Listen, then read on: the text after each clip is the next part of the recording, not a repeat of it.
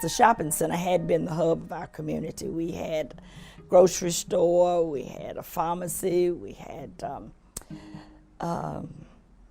laundromat. And gradually they all closed one by one. The Winn-Dixie grocery store was the main tenant in that shopping center. So at the point when Winn-Dixie closed, the shopping center has gone through a number of changes, but has declined ever since. Now we got this abandoned eyesore in our community.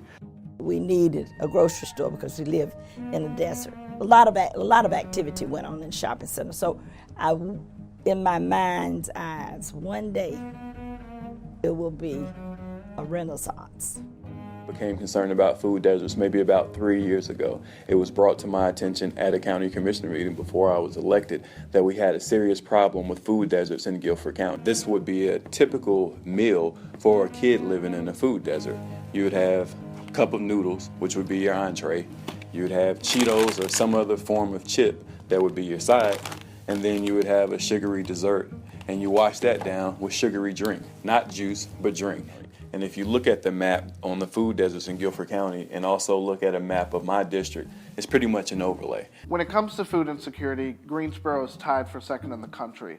At the same time in the city, poverty is growing. When viewed as a percentage of our population, Greensboro's growth places us among top 10 cities in the country. We used to have a grocery store out here. It was nice, it was convenient, it allowed people to eat healthier food. We don't have one now, we want one.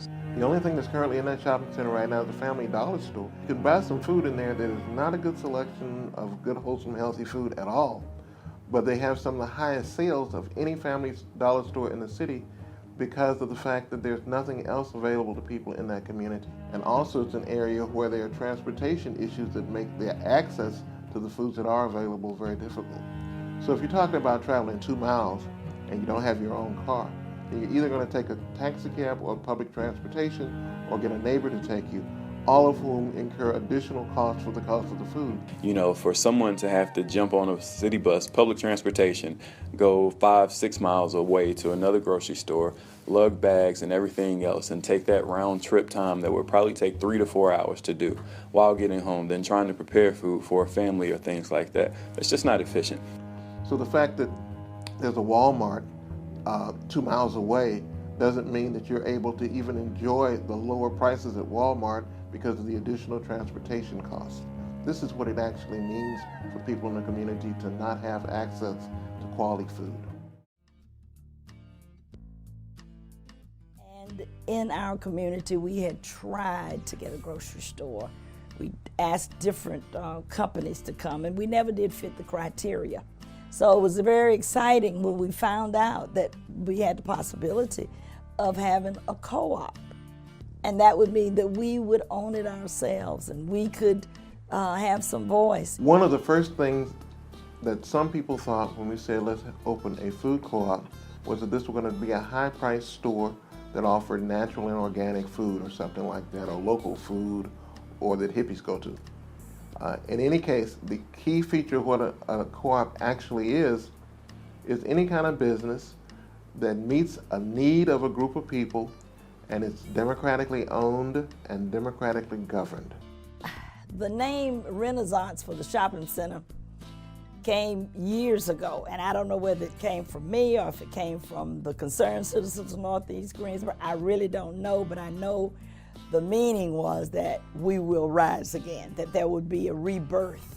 So this project involves bringing together financial know-how with retail grocery know-how and a strong community organizing base. And this neighborhood is totally the right place to do this because of its history of doing for itself and figuring out how to solve its own problems. Most people, the median income, household income, not individual income, but household income is $21,000, which is half of what the median job income is for Guilford County. So as you can see, you have people that are struggling. You have people that don't have a lot of money to spend on certain things, but need access to quality foods and produce and things of that nature. So the co-op directly addresses that and addresses the needs of the community.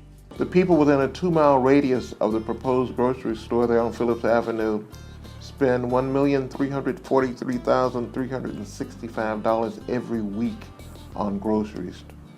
We're sure that we can find the market for getting about 5% or so of that, which will allow us to have a viable, sustainable, profitable grocery store in that area. If you have a neighborhood grocery store where you can get fresh produce, fresh vegetables that are right there in your area that you can go, it leads to a healthy lifestyle. Healthy lifestyle leads to less disease, leads to confident people, it leads to people that believe in themselves. So when we're talking about efficiencies and people being efficient, this starts right on the ground with the community co-op.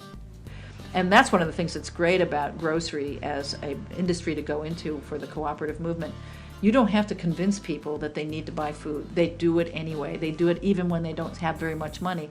Humans have to eat to stay alive, and so people continue to spend money on food. What's really great about this project is that the money that's spent on food stays right in the community. So with the community-owned grocery store actually being the anchor tenant for a newly revitalized, brand new, reborn shopping center to this area, you immediately get stability because the community buys in and says, hey, we have to support this grocery store because it's our grocery store. We have to support the other tenants in the shopping center because this is our shopping center. The one thing that the community co-op will do is get people to buy into the fact that we have to support our own, and this is our own. My name is Jamal T. Fox, Greensboro City Council member for Northeast Greensboro in District 2, and it's an honor and privilege to represent this community, a community that's been fighting for over 17 years to bring a second chance, a rebirth, a renaissance. And as a member of City Council, we're poised to work with this community and with Self-Help Ventures Fund to bring this a reality for one concern, one solution, one community. And as Greensboro charts this path, so can you. One concern, one solution, one community.